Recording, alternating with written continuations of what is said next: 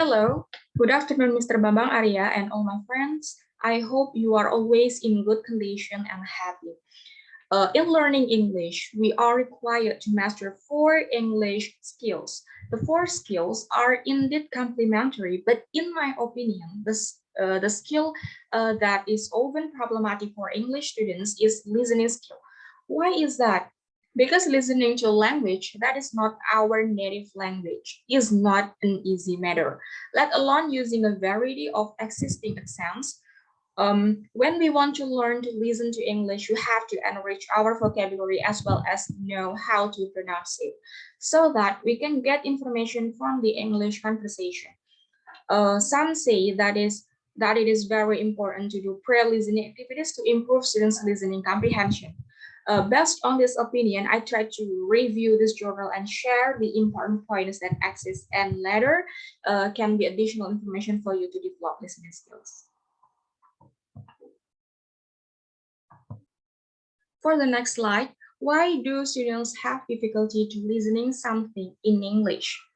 In the context of a foreign language, students often have difficulty understanding the input they receive verbally, especially if it is in the context of one-way listening. The root of the problem is the limited knowledge of the language and the lack of experiment hearing foreign languages. Some linguists say that foreign language listeners should listen rather than dealing directly with non-oriented listening tasks. And one of the best ways to do this is to prepare students for more intensive listening tasks. In general, listening comprehension has been considered the least important receptive language skills for a long time. Consequently, to teach listening comprehensions effectively, it is necessary to understand the unique characteristics of listening comprehensions and then apply this understanding to teach listening comprehension for the benefit of language learners, because basically certain skills have been placed above others, where some skills have received less attention by second language researchers. Okay, for the next slide, what are the steps to ease students to test listening? The first is reading questions in advance. There are different points of view on questions previous. In a study conducted by several researchers, they compared the results of 3 test takers who were quizzed before the listening task with 3 other participants who were not asked before the listening task.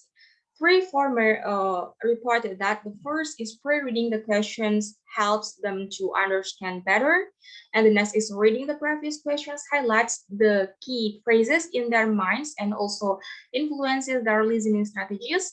And the last is if they don't need the questions, they won't be able to understand many things, and it will also make their listening process easier. For the second session is discussing to the listening content prior to listening. Talking about listening content is another ways to active learners' knowledge and give them a content perspective. This should include developing task knowledge about the discourse structure of different types of listening events through content discussion before listening. And the third is teaching vocabulary prior to listening. Listening plays an important role in the FL and ESL learning. All factors associated with listening, inhibiting or enhancing this process should be investigated. Based on an analysis conducted by a researcher in which he states that lack of vocabulary knowledge is a major barrier to successful listening comprehension for advanced EFL learners. And the last session is discussing the listening topics in advance. Regarding the characteristic of listening comprehensions, many researchers and teachers argue that listening comprehensions involves a very complex and dynamic mental process. To reconstruct the speaker's intended message, the listener actively contributed knowledge from linguistic and non-linguistic sources. For the next part, what part should be in this research method? The first is participants. This research was conducted during the 2017 and 2002-2018 um, academic year at a university in Iran, where are many students were chosen randomly as a sample, and they divided into two groups, namely 40 elementary level students and 40 advanced level students with an age range of 20 to 30 years and using English as the language of instruction. And the second is material. The first instrument used was a multiple choice listening pre-test to measure students' basic abilities with 25 questions options. Then the second instrument used was a multiple choice listening post-test to measure their listening comprehensions after treatment with the same number of questions option, namely 25. The third is procedure. In the first session, students from each group took a pre-test where the teacher helped students focus their attention on the specific content that we're going to listen to. After students have mastered enough vocabulary, the listening file is played once. Then students answer post-listening questions from their books. Finally, in the topic discussion group or TD, students were asked to talk about what topics they had listened to for 10 minutes in the previous session. Okay, and the four is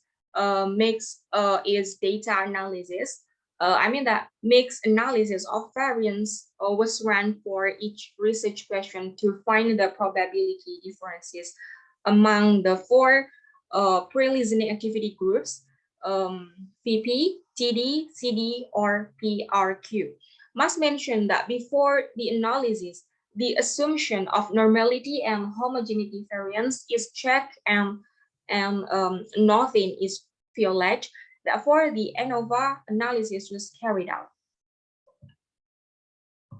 All right, for the next slide, what are the results from this research? An analysis of between in mixed variance was performed to compare scores on the four pre-test and post-test pre-listening activities for advanced EFL learners. As shown in table 3, that was a significant change in students' performance on the pre-test and post-test, and the effect size was large.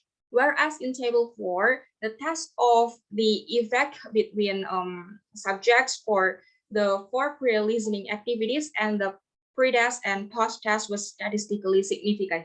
In general, the largest mean differences in performance before and after listening were seen in vocabulary preparation and content discussion.